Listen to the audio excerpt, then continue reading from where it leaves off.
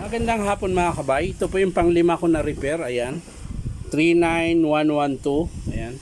Bali gumagana naman siya mga kabay. Nga lang pahinto-hinto. Ayan mga kabay, pakinggan nyo po.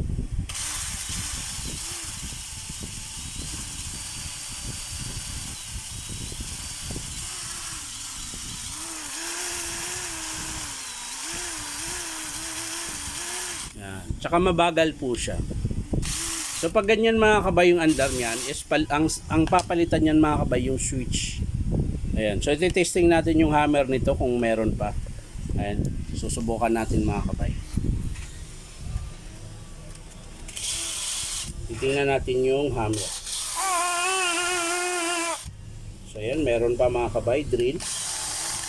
Okay pa. So screw.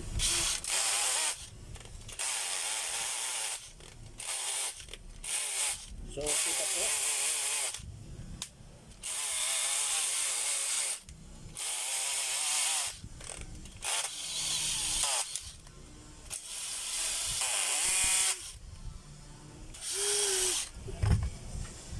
So, yan mga kabay, okay pa po yung hammer niya, tsaka yung sa screw. So, ang problema lang niya talaga mga kabay, yung switch. Hindi ko na to bubuksan mga kabay. Kasi marami na po akong na-repair na ganito. Pag yung pahinto-hinto siya tulad nito, yan, papatay-patay po siya. Dito po yan sa switch. Yan.